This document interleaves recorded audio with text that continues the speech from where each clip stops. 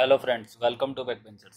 Last lecture में हमने soil की प्रॉपर्टीज़ टॉपिक चल रहा था शायद। हाँ, लास्ट लेक्चर में सोइल की प्रॉपर्टीज़ के बारे में डिस्कस कर रहे थे। हमने बेसिकली प्रॉपर्टीज़ डिस्कस कर ली थी, water content, void ratio, then porosity discuss किया था। और पोरोसिटी के बाद में हमने किया था एयर कंटेंट, फिर परसेंटेज एयर कंटेंट को डिस्कस कर लिया था, फिर यूनिट वेट के डिफरेंट डिफरेंट टाइप्स की स्टडी की थी। ठीक है। नेक्स्ट हम स्टडी करने वाले हैं अब स्पेसिफिक ग्रेविटी था शायद। हाँ, स्पेसिफिक स्पेसिफिक ग्रेविटी के बारे में डिस्कस करना था। तो स्पेसिफिक ग्रेविटी से स्टार्ट करते हैं।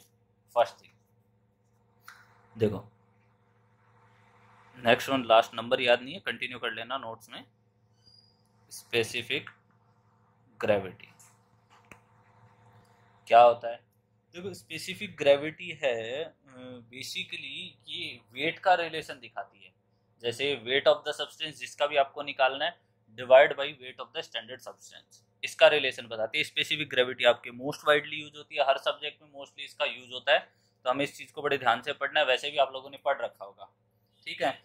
फर्स्ट वन, इसके दो टाइप होते हैं। फर्स्ट वन टाइप की स्टडी करते हैं, that is true specific gravity और अब्सोल्यूट स्पेसिफिक ग्रेविटी। इसको हम जनरली जो दिखाते हैं वो जी से दिखाते हैं, और इसको जी एस से भी दिखाते हैं। ठीक है। Specific gravity, true specific gravity, absolute specific gravity का मतलब क्या होता है? जब भी आपको कहीं पर स्पेसिफाई नहीं किया गया है स्पेसिफिक ग्रेविटी कौन सी है, तो आप कौन सा मानोगे? ट्रू स्पेसिफिक ग्रेविटी मानोगे, या उसी स्पेसिफिक ग्रेविटी को क्या बोल देते हैं? Absolute specific gravity. ठीक है। अब बात आती है एब्सोल्यूट स्पेसिफिक ग्रेविटी को डिफाइन कैसे करेंगे। और सोयल में जब इसकी बात की जाती है, जो हम true specific gravity, absolute specific gravity की बात कर रहे हैं, ये किसके लिए होती है? सॉलिड के लिए होती है। कहीं पर भी सोयल नाम भी दिया हुआ रहेगा, जैसे आपको स्पेसिफिक ग्रेविटी ऑफ क्ले की बात कर रहा है या स्पेसिफिक ग्रेविटी ऑफ सैंड की बात कर रहा है, तो यहाँ पर ये बात कर रहा होगा स्पेसिफिक ग्रेविटी ऑफ सॉलिड जो क्ले के अंदर प्रेजेंट है, उनकी बात कर रहा होगा। तो इसको डिफाइन करते हैं सबसे पहले। It is defined as the ratio of weight of solid of given volume, weight of solid of given volume to the weight of standard liquid, weight of standard liquid। और यहाँ पर हम स्टैंडर्ड लिक्विड कौन सा मान रहे हैं? Water का मान रहे हैं। Of same volume, same volume. ठीक है। आप जो वेट ऑफ सॉलिड है उसको आप किसी दूसरे स्टैंडर्ड, या तो आप सॉलिड ले सकते हो, लिक्विड ले सकते हो, गैस ले सकते हो, उसके रेस्पेक्ट में भी इसको डिफाइन किया जा सकता है। ऐसा कुछ नहीं है कि नहीं डिफाइन किया जा सकता, बट यहाँ पर हम किसके रेस्पेक्ट में डिफाइन कर रहे हैं? स्टैंडर्ड लिक्विड के रेस्पेक्ट में डिफाइन कर रहे हैं। स्टैंडर्ड लिक्विड हमने कौन सा लिया है? वाटर को कंसिडर किया है। तो स्पेसिफिक ग्रेविटी का फॉर्मूला यहाँ पर मैथमेटिकली इसको क्या लिख देंगे? G is equals to weight of solid, weight of solid को हम डब्ल्यू डी से दिखाते हैं, divide by W W, weight of water हो जाएगा। बट इसमें एक नेसेसिटी कंडीशन ध्यान रखनी है, गिवन वॉल्यूम, मतलब it is defined as the ratio weight of solid of given volume फिर to the weight of standard liquid of same volume. इसका मतलब क्या एज्यूम किया गया है? वॉल्यूम ऑफ सॉलिड है वो वॉल्यूम ऑफ वाटर के इक्वल है, क्योंकि यहाँ पर हमने क्या लिया है? वाटर कंसिडर किया है। ठीक है। तो यहाँ पर हम इसको क्या लिख देंगे? G is equals to weight of solid divide by, हम क्या करते हैं? वॉल्यूम ऑफ सॉलिड से डिवाइड और वॉल्यूम ऑफ सॉलिड से मल्टीप्लाई कर दिया, तो कोई चेंजेस नहीं आएंगे इसमें मैथमेटिकली। तो देखो ध्यान से, हमने क्या बताया? वॉल्यूम ऑफ सॉलिड किसके बराबर है? वॉल्यूम ऑफ वाटर के बराबर है। दैट मीन्स यहाँ पर हम क्या लिख सकते हैं? W D divide by volume of solid, एक टर्म हो गई, into volume of water divide by weight of water, क्योंकि हमने वॉल्यूम ऑफ सॉलिड को किसके इक्वल बता रखा है? वॉल्यूम ऑफ वाटर के इक्वल बता रखा है। ठीक है। तो यहाँ पर weight of solid divide by volume of solid क्या हो जाएगा? Unit weight of solid. तो इसको क्या लिख देंगे? Gamma solid. और ये क्या हो जाएगा? Weight of water to the volume of water को क्या बोल देंगे? Unit weight of water. तो स्पेसिफिक ग्रेविटी को हम ये भी डिफाइन कर सकते हैं, it is the ratio of unit weight of solid to the unit weight of standard fluid. ये भी हम डिफाइन कर सकते हैं। This is the first one type of specific gravity, that is true specific gravity या absolute specific gravity. ठीक है, second one specific gravity की बात करते हैं। सेकेंड वन होती है हमारे पास मास स्पेसिफिक। अच्छा, इसके कई नाम हैं तो बार बार स्पेसिफिक ग्रेविटी नहीं मेंशन करेंगे, मास कर दो। इसको बल्क स्पेसिफिक ग्रेविटी भी बोलते हैं या अपरेंट स्पेसिफिक ग्रेविटी भी बोलते हैं, अपरेंट स्पेसिफिक ग्रेविटी भी बोलते हैं। इसको हम दिखाएंगे GM से दिखाएंगे। इसको हमने एक नया नोटेशन दे दिया, इसको GM। ठीक है, ये क्या होता है? इस बार हम किसकी बात करें? अपरेंट मतलब हम यहाँ पर सोयल की स्पेसिफिक ग्रेविटी की बात कर रहे हैं। सोयल की स्पेसिफिक ग्रेविटी की बात करें तो इस बार वेट किसका कंसिडर हो जाएगा? सोयल का। तो हम यहाँ पर ऐसा लिख सकते हैं, it is the ratio of weight और क्या कंसिडर कर ले? मास, दोनों ही ले सकते हैं। Mass of soil of given volume to the weight और mass of standard liquid, mass of standard liquid. Standard liquid और स्टैंडर्ड लिक्विड कौन सा हो जाएगा? That is water of same volume. ठीक है, तो इसका चेंज क्या किया हमने ऊपर वाले डेफिनेशन और इसमें? जो ट्रू स्पेसिफिक ग्रेविटी होती है वो सॉलिड की होती है, जो मास specific gravity, apparent specific gravity होती है वो किसकी होती है? सॉइल की होती है। ये चीज ध्यान रखनी है आपको। ठीक है, तो इसका फॉर्मूला क्या बन जाएगा? GM is equals to total weight, मतलब weight of soil divide by, यहाँ पर क्या कर देंगे? Weight of water. Standard fluid हमने वाटर कंसिडर किया इसलिए हमने यहाँ पर वेट ऑफ वाटर को कंसिडर किया है। क्लियर है? यहाँ पर हम क्या ज्यूम करके चल रहे हैं, ध्यान देना। वहां पर हमने वॉल्यूम ऑफ सॉलिड को वॉल्यूम ऑफ वाटर के इक्वल लिया था, यहाँ पर टोटल वॉल्यूम जो वॉल्यूम ऑफ सॉइल है उसको हम वॉल्यूम ऑफ वाटर के इक्वल लेंगे, क्योंकि जब तक बेस सेम नहीं होगा तो हम कंपैरिजन नहीं कर पाएंगे किसी भी चीज का। इसीलिए वॉल्यूम को हमने यहाँ पर क्या लिया है? सेम लिया है। तो यहाँ पर हम क्या लिख सकते हैं? W/V इंटू V/W लिख सकते हैं, मतलब total weight of soil divide by total volume of soil into, यहाँ पर हमने क्या कर दिया? वॉल्यूम ऑफ सॉइल से मल्टीप्लाई और डिवाइड कर दिया, देन यहाँ पर हमारे पास क्या आ गया? Wait of water. अब देखना ध्यान से, यहाँ पर हमने क्या बताया? वॉल्यूम है, जो टोटल वॉल्यूम ऑफ सॉइल है वो किसके बराबर है? वॉल्यूम ऑफ वाटर के बराबर है। दैट मीन्स यहाँ पर हम क्या लिख सकते हैं? W/V इंटू, इसको क्या लिख सकते हैं? Volume of water divide by weight of water. ये GM का फॉर्मूला बन गया। अब देखो ध्यान से, वेट पर यूनिट वॉल्यूम को हम क्या बोलते हैं? बल्क डेंसिटी बोल सकते हैं। तो यहाँ पर ये क्या हो जाएगा? गामा।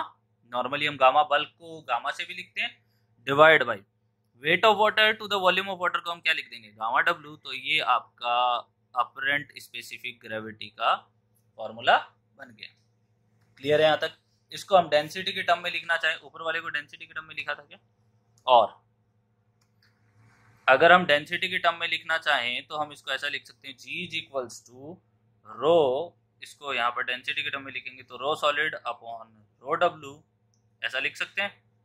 ठीक है, नेक्स्ट वन, इसको अगर यहाँ पर लिखना चाहेंगे तो GM is equals to rho upon rho W, ऐसा लिख सकते हैं। ठीक है, ये आपके फॉर्मूले हो गए। नेक्स्ट वन, आगे चलते हैं। अब एक ध्यान देने वाली बात है, कल हमने शायद लास्ट लेक्चर में हमने जब यूनिट वेट पढ़ा था तो वहां पर एक रिलेशन करके आए थे कि गामा सॉलिड है वो सबसे ज्यादा होता है और बाकी जितने भी यूनिट वेट थे उन सबसे ज्यादा होता है गामा सॉलिड।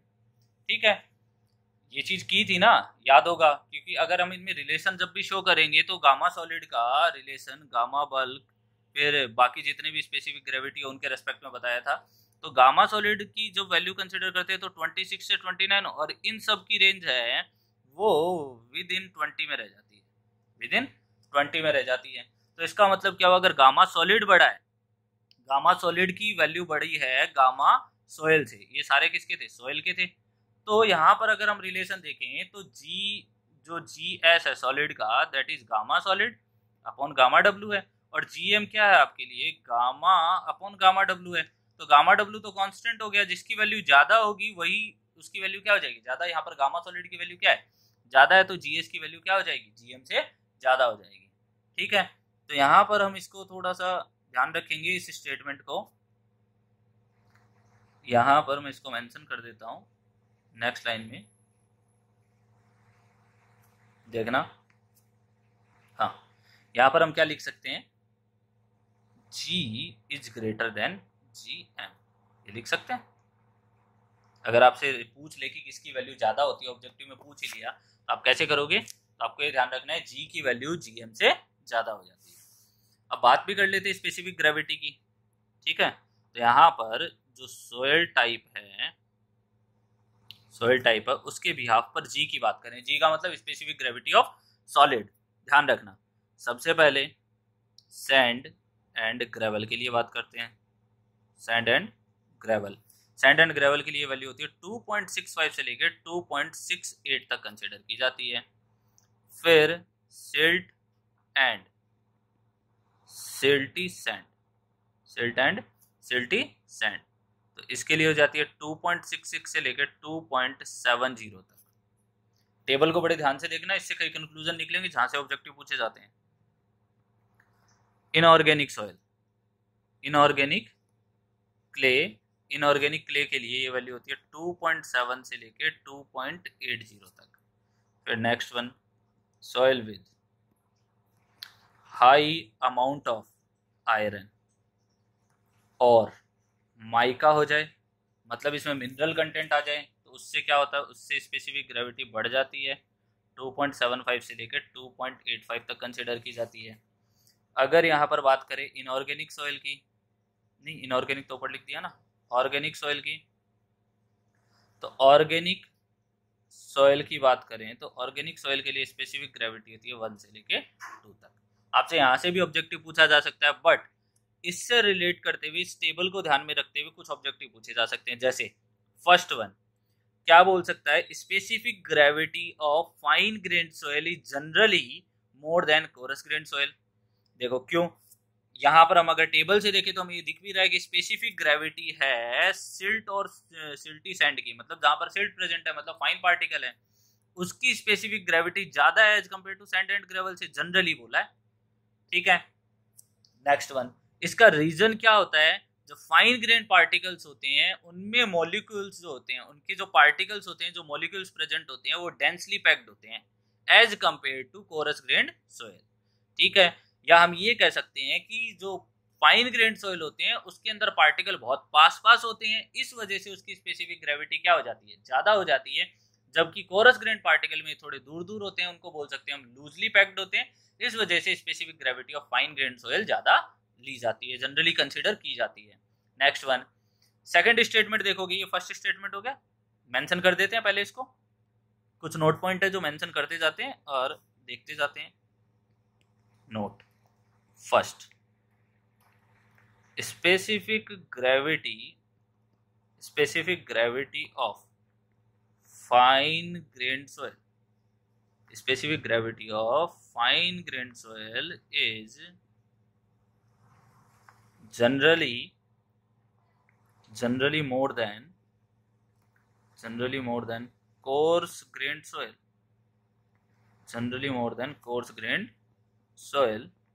ठीक है, लिख दिया first statement. Second one, specific gravity, table को ध्यान से देखना, specific gravity of inorganic clay, या हम इसको बोल सकते हैं specific gravity of inorganic soil is generally more then organic soil, ठीक है। उसका रीजन क्या है, ऑर्गेनिक सॉइल में रिएक्शंस होती रहेगी और ऑर्गेनिक सॉइल में क्या होता जाएगा, डिकम्पोजिशन होता जाएगा, डिकम्पोजिशन होने के कारण से मटी जो सॉलिड है वो कम होते जाएंगे, धीरे धीरे कम होते जाएंगे, तो मतलब वॉइड्स की वैल्यू बढ़ती जाएगी।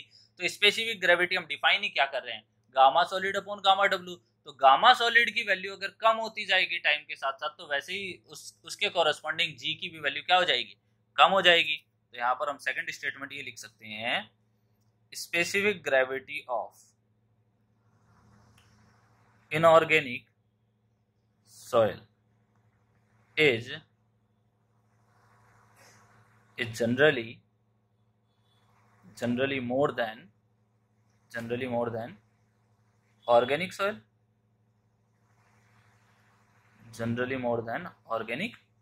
बोल सकते हैं। थर्ड वन स्टेटमेंट इंपॉर्टेंट, देखा हमने आयरन और माइका का, मतलब जब मिनरल कंटेंट प्रेजेंट होते हैं तो स्पेसिफिक ग्रेविटी बढ़ जाती है, ठीक है। तो इसका मतलब क्या हुआ, यहाँ पर आयरन, या फिर अगर हम ओनली अगर आयरन की भी बात करें ना, तो आयरन की स्पेसिफिक ग्रेविटी, खुद की स्पेसिफिक ग्रेविटी 7 से लेके 8 के बीच में होती है, ठीक है। तो इसको किसी के साथ ऐड किया जाएगा तो इसकी स्पेसिफिक ग्रेविटी क्या करेगा, बढ़ा देगा। तो यहाँ पर हम थर्ड स्टेटमेंट लिख सकते हैं, with increase in presence of minerals in soil its specific gravity increases, ठीक है। जो स्टेबल से रिजल्ट आ रहे थे वो हमने यहाँ पर लिख दिए। नेक्स्ट वन, चलते हैं आगे। नेक्स्ट वन आगे चलते हैं।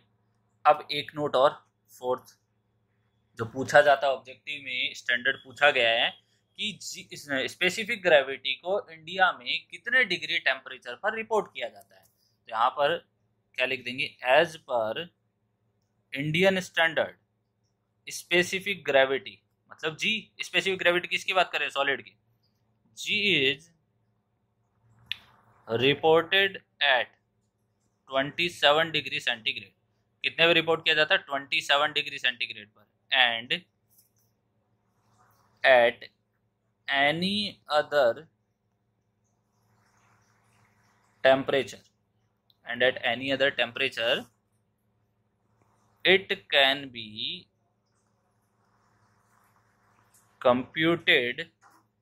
be computed as, मतलब दूसरे टेम्परेचर पर कैसे कंप्यूट कर सकते हैं, तो उसको देख लो। यहाँ पर कंप्यूट कर लेते हैं, क्या है, हमें दूसरे टेम्परेचर पर कंप्यूट करनी है, ठीक है। तो हमने इसको क्या दिया, जी टी नाम दे दिया। G T is equals to, हम क्या लिखेंगे, gamma of solid upon gamma of water at T temperature. क्योंकि देखो यहाँ पर जनरली फॉर्मूला क्या होता है, अगर हम नॉर्मली बात करें स्पेसिफिक ग्रेविटी ऑफ सॉलिड का, तो क्या होता है, gamma S upon gamma W, हम निकाल के हैं पीछे, मतलब unit weight of solid to the unit weight of water. अब ये बताओ, यूनिट वेट ऑफ सॉलिड है, मतलब मास और वॉल्यूम है, वो टेम्परेचर के साथ चेंज होगा क्या सॉलिड का, नहीं होगा। बट मास और वॉल्यूम है वाटर का, वो टेम्परेचर के साथ वेरी करता है। ये हमने एफएम में प्रॉपर्टीज भी पढ़ी होगी कि मास और वॉल्यूम है उसके कॉरेस्पॉन्डिंग, मतलब उसका जो यूनिट वेट है, डेंसिटी है, वो टेम्परेचर के साथ क्या करती है, वेरी करती है। तो यहाँ पर हमें क्या पता है, गामा एस है वो एक कांस्टेंट है, बोल सकते हैं, या हम ऐसा बोल सकते हैं इंडिपेंडेंट ऑफ टी है, इंडिपेंडेंट ऑफ टेम्परेचर है, बोल सकते हैं। तो यहाँ पर हम इसको टी टेम्परेचर पे नाम दे देते हैं। तो यहाँ पर हमें जी टी की वैल्यू चाहिए, कितनी आती है, तो देखना ध्यान से। हाँ, तो यहाँ पर हम गामा एस कांस्टेंट है, तो हम ऐसा लिख सकते हैं क्या, gamma S at 27 degree centigrade is equals to gamma S at T degree centigrade. लिख सकते हैं कि यूनिट वेट ऑफ सॉलिड है जो 27 डिग्री पर है, वो भी किसी और, वही यूनिट वेट है किसी और टेम्परेचर पर भी रहेगा, क्योंकि ये इंडिपेंडेंट ऑफ टेम्परेचर होता है, ठीक है। नेक्स्ट वन बात करते हैं यहाँ पर, देखना, gamma of solid is equals to, हम ऐसा लिख सकते हैं क्या, जी इंटू गामा डब्ल्यू, लिख सकते हैं। तो यहाँ पर हम इसको ऐसा लिख देंगे, G at 27 degree centigrade into gamma W at 27 degree centigrade is equals to G at T degree centigrade into gamma W at T degree centigrade. ये रिलेशन आपके लिए बहुत इंपॉर्टेंट है, यहाँ से कुछ ऑब्जेक्टिव पूछा जा सकता है, ठीक है। तो ये रिलेशन काफी इंपॉर्टेंट है, ठीक है। नेक्स्ट वन आगे चलें। यहाँ पर इसका मतलब हम यहाँ से G at T degree centigrade निकाल सकते हैं, that is G at 27 degree centigrade into gamma W of 27 degree centigrade divide by gamma W of T degree centigrade, बोल सकते हैं ऐसा। ट्रेपेजॉइडल कैसे बन गया, ठीक है, चलो। अब मान लो यहाँ तक तो टेम्परेचर चेंज करने की बात हुई। अब अगर ऐसा ही कह दें कि स्टैंडर्ड फ्लूइड को ही चेंज कर दो, जैसे मैंने बोला ना स्टैंडर्ड फ्लूइड कुछ भी कंसीडर कर सकते हो, तो मान लो यहाँ पर दूसरे कलर से कर देता हूँ इसको, इससे if standard fluid is changed, if standard fluid is changed in such condition G dash, इसको हम एक नया नोटेशन दे देते हैं, that is G dash is given by, क्योंकि जैसे ही आपने स्टैंडर्ड फ्लूइड चेंज किया तो उसकी प्रॉपर्टी क्या हो जाएगी, मतलब स्पेसिफिक ग्रेविटी क्या हो जाएगी, चेंज, उसको नया नोटेशन दे दिया, that is G dash is equals to gamma solid upon gamma standard fluid. जो आपने माना है नया फ्लूइड माना है, तो हम ऐसा लिख सकते हैं, यहाँ पर ये चीज समझ में आ गई होगी। अब ये बताओ स्टैंडर्ड फ्लूइड की जो स्पेसिफिक ग्रेविटी है उसको हम ऐसा लिख सकते हैं क्या, gamma F upon gamma W. जिसकी भी आपको स्पेसिफिक ग्रेविटी निकालनी है उसको ऊपर रख दो, उस लिक्विड उसकी यूनिट वेट को ऊपर रख दो, divide by unit weight of water ले लो, अगर वाटर को स्टैंडर्ड मानते हो तो। ठीक है, तो इसका मतलब हम यहाँ पर क्या करें, इसको गामा डब्ल्यू से मल्टीप्लाई और गामा डब्ल्यू से डिवाइड कर देते हैं, gamma S upon gamma W into gamma W upon gamma F. अब देखो इस टर्म को हम क्या लिख सकते हैं, ये रहा, इसको हम क्या लिख सकते हैं, 1 अपॉन जी एफ लिख सकते हैं, और इसको हम क्या लिख सकते हैं, जी लिख सकते हैं। तो हम यहाँ पर ये नोटेशन के किसका हो जाएगा देखना, G dash is equals to G upon G F, G upon G F. तो यहाँ से जी इज इक्वल्स टू क्या लिख सकते हैं, जी डैश इंटू जी एफ। समझ में आया होगा कि अगर आपको किसी दूसरे स्टैंडर्ड फ्लूइड के रेस्पेक्ट में अगर आपको स्पेसिफिक ग्रेविटी पता हो तो आप वाटर के, मतलब हम जो जी की बात करते हैं वाटर के रेस्पेक्ट में, उसको हम निकाल सकते हैं। ठीक है, अगर वाटर के रेस्पेक्ट में पता हो तो हम दूसरे फ्लूइड के रेस्पेक्ट में भी हम स्पेसिफिक ग्रेविटी को निकाल सकते हैं। यहाँ पर स्पेसिफिक ग्रेविटी खत्म होता है। आई होप समझ में आ गया होगा। ठीक है, नेक्स्ट चलते हैं आगे, नेक्स्ट पॉइंट की तरफ चलते हैं आगे। नेक्स्ट प्रॉपर्टी है हमारी डेंसिटी इंडेक्स। नंबर याद नहीं है, नंबर लगा लेना। ठीक है, डेंसिटी इंडेक्स, इसका दूसरा नाम है रिलेटिव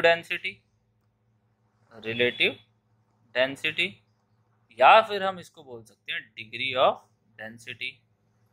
बाकी इसके और भी काफी नाम है, बट मेजरली हमें यही पता होनी चाहिए, degree of density, degree of compactness भी बोल सकते हैं, डिग्री ऑफ डेंसनेस भी बोल सकते हैं। तो ये इसको कुछ मतलब जो डेंसनेस से रिलेटेड टर्म है उसके उसमें डिफाइन कर सकते हैं। इसको हम डिफाइन कैसे करते हैं, आई डी से लिख के, इसको हम डिफाइन करते हैं आई डी। ठीक है, अब इसमें डेंसिटी इंडेक्स क्या काम आता है और इसकी जरूरत क्यों हुई। देखो डेंसिटी इंडेक्स है वो रिलेटिव कॉम्पैक्टनेस को दिखाता है, but with absolute value. With absolute value का मतलब क्या है, जैसे हम अगर डेंसिटी इंडेक्स की बात करें तो डेंसिटी इंडेक्स ये तो बताता ही है कि सॉइल की, मतलब जो सॉइल सैंपल है वो कितना डेंस है, उसके साथ साथ उसकी वैल्यूज भी देता है। जबकि इससे पहले हमने जब भी ई की बात की थी या हमने गामा डी की बात की थी, ये दोनों भी डिग्री ऑफ डेंसनेस को बता रहे थे, बट उसके अंदर हमें वैल्यूज नहीं मिल रही थी। इसका मतलब वो रिलेटिव बता रहे थे। जब भी मैंने वहां पर बात की थी, कोई भी दो सॉइल का कंपैरिजन लेके बात की थी, एक सॉइल है जिसका वॉल्यूम ये दे रखा है, दूसरी सॉइल का वॉल्यूम ये दे रखा है, और उसको रिलेट किया था कि वहां पर आपके पास कौन सी सॉइल ज्यादा डेंस है, कौन सी सॉइल कम डेंस है, इसके बारे में हमें पता था। ठीक है, बट यहाँ पर हमें डिग्री डेंसिटी इंडेक्स है, ये हमें क्या करता है, एग्जैक्टली वैल्यूज देता है। उस वैल्यूज के कोरस्पॉन्डिंग हमें पता चल जाता है कि यहाँ पर सॉइल कैसी होगी, वेरी डेंस है, मीडियम डेंस है, लूज है, वेरी लूज सॉइल है, इसके बारे में हमें पता लग जाता है। ठीक है, तो सबसे पहले हम इसी पॉइंट को डिफाइन कर देते हैं, इसी पॉइंट को लिख देते हैं, क्या है कि density index is used to represent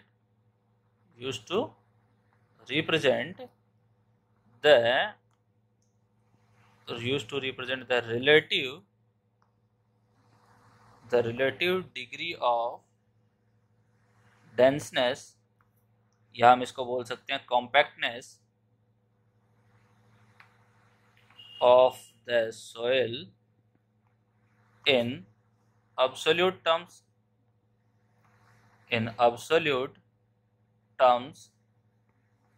unlike void ratio and dry density। मतलब डेंसिटी इंडेक्स है वो किस लिए रिप्रेजेंट किया जाए, वो किसके लिए होता है कि वो डिग्री ऑफ डेंसनेस को दिखाता है, रिलेटिव डिग्री ऑफ डेंसनेस या कॉम्पैक्टनेस ऑफ सॉइल को इन एब्सोल्यूट टर्म्स, मतलब वो वैल्यूज भी देता है।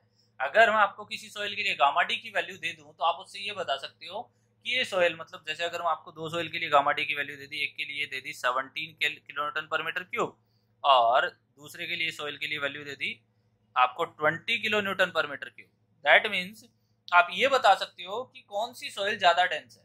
आप ये बता सकते हो कि इसकी डेंसनेस ज्यादा है क्योंकि गामा डी की वैल्यू ज्यादा है, ठीक है। बट आप ये नहीं बता सकते कि सेकंड नंबर सॉइल है वो फर्स्ट नंबर सॉइल से कितनी ज्यादा डेंस है, उसमें नहीं बता सकते हम, ठीक है। तो इसके लिए हमें यहाँ पर रिलेटिव डेंसिटी की नीड हुई, मतलब यहाँ पर डेंसिटी इंडेक्स को डिफाइन किया गया। तो अब हम इसकी डेफिनेशन की बात करते हैं। यहाँ पर हाँ आगे बता रहा था absolute terms unlike void ratio dry density, मतलब इन दोनों से डिफरेंट है रिलेशन, मतलब हमें प्रॉपर्टीज सेम बता रहा है बट वैल्यूज के साथ बता रहा है, इसीलिए इन दोनों से क्या हो गया, थोड़ा सा अलग हो गया। यहाँ पर नेक्स्ट लिख सकते हैं, it is defined as the ratio of difference of void ratio of the soil in loosest state and void ratio in natural state to the difference of void ratio of the soil in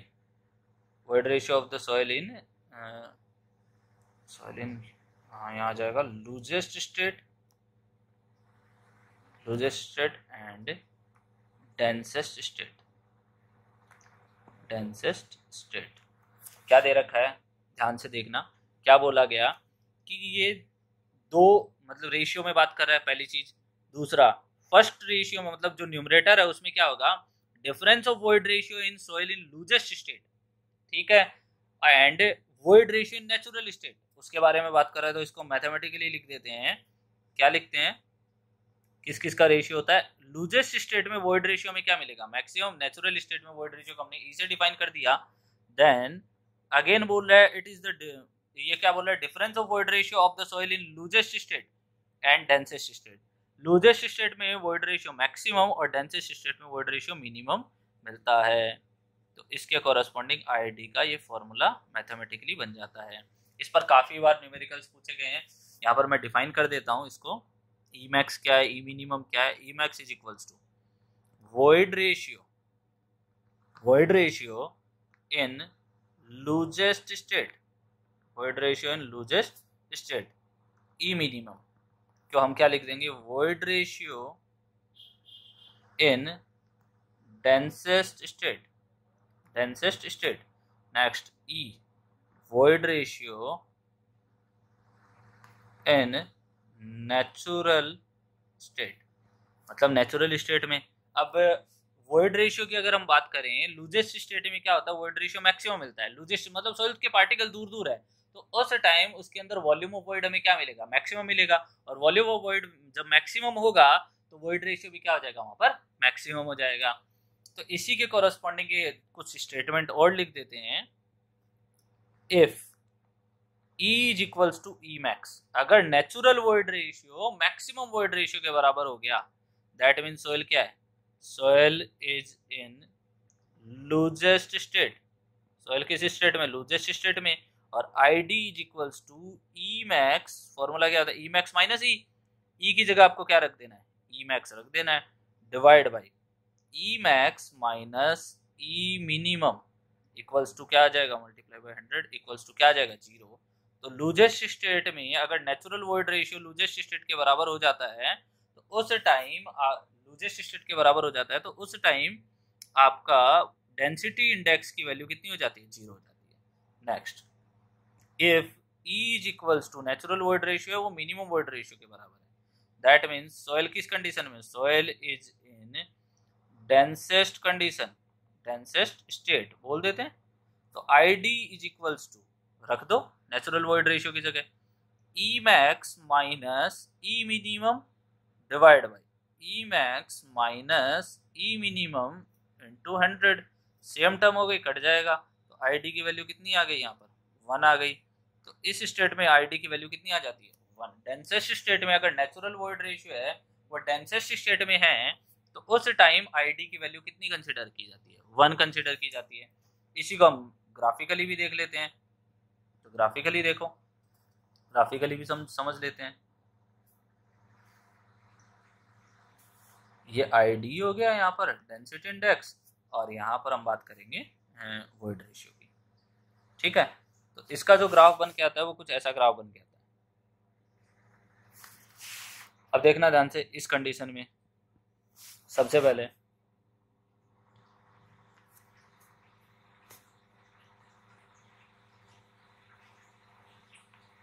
ठीक है, next one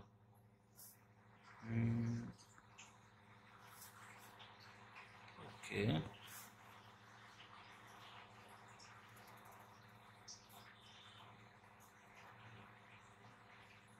देखना ये void ratio की value यहां से लेके यहां तक क्या है, मैक्सिमम है, E मैक्सिमम है। यहां पर अगर हम बात करेंगे इस पॉइंट पे तो वॉइड रेशियो की वैल्यू क्या है, मिनिमम है, बीच में हमने बात की E है, ठीक है। सिमिलरली अगर मैं यहाँ पर बात करूंगा तो यहाँ पर मैक्सिमम के कोरस्पॉन्डिंग वैल्यू क्या थी डेंसिटी इंडेक्स की, 0, और मिनिमम के कंडीशन क्या थी, डेंसिटी इंडेक्स की वैल्यू 1, और बीच में कहीं पर क्या आएगी वैल्यू, ID 0 से 1 के बीच में। तो इसका मतलब डेंसिटी इंडेक्स की जो रेंज है वो 0 भी है 1 भी है। तो इसका मतलब हम क्या लिख सकते हैं, ID is less than equals to 100% और ग्रेटर देन इक्वल्स टू 0%। तो मतलब ये ID की क्या हो गई, लिमिट हो गई। क्लियर है। यहाँ पर हम इसको 1 लिखा है और 100 से मल्टीप्लाई किया, तो इसको थोड़ा सा करेक्ट कर देते हैं, इसको 100% कर देते हैं, और इसको अगर टर्म्स में दिखाएंगे मतलब वैल्यूज में दिखाएंगे तो हम इसको क्या दिखा देंगे, 1 दिखा देंगे। आगे चलते हैं, इसमें यहाँ तक समझ में आ गया होगा डेंसिटी इंडेक्स की लिमिट क्या होती है। इसके बाद हम आगे चलते हैं। हमने एक रिलेशन पहले भी पढ़ रखा है, काफ़ी बार लिखा दिया इस नोट को, तो देखना नोट की बात करते हैं। गामा डी है वो इनडायरेक्टली प्रोपोर्शनल होता है वॉइड रेशियो के, ठीक है। इसका मतलब हम ये कह सकते हैं कि अगर E इंक्रीज होगा तो गामा डी क्या होना चाहिए, डिक्रीज होना चाहिए, और अगर E डिक्रीज होगा तो गामा डी क्या होना चाहिए, इंक्रीज होना चाहिए, ये बोल सकते हैं। तो यहाँ से हम ये चीज़ लिख सकते हैं क्या कि E अगर यहाँ पर हम ऐसा बोल दें, रिलेशन लिखें तो E मैक्सिमम, देखना ध्यान से इसको पहले, गामा डी मैक्सिमम कब होगा, जब E क्या हो जाए, मिनिमम हो जाए, और गामा डी मिनिमम कब होगा, जब E की वैल्यू क्या हो जाए, मैक्सिमम हो जाए, बोल सकते हैं। तो इसका मतलब हम यहाँ से ऐसा लिख सकते हैं क्या, E minimum is equals to 1 upon gamma D max, और E maximum is equals to 1 upon gamma D minimum, लिख सकते हैं। तो हम ID के फॉर्मूले को मॉडिफाई कर देते हैं, ID is equals to E max minus E upon E max minus E minimum, यही था, इनटू 100। तो ID इक्वल्स टू क्या लिख सकते हैं, E मैक्स को हम क्या लिख सकते हैं, देखना E मैक्स को हम लिख सकते हैं 1 upon gamma D minimum, 1 upon gamma D minimum is equals to minus, यहाँ पर क्या हो जाएगा 1 upon gamma D, natural state में गामा डी बोल देंगे, यहाँ पर क्या हो जाएगा 1 upon gamma D minimum minus 1 upon gamma D maximum, बोल सकते हैं। ये किसके इक्वल हो जाएगा, डेंसिटी इंडेक्स के, डेंसिटी इंडेक्स के नए फॉर्मूले के इक्वल हो जाएगा।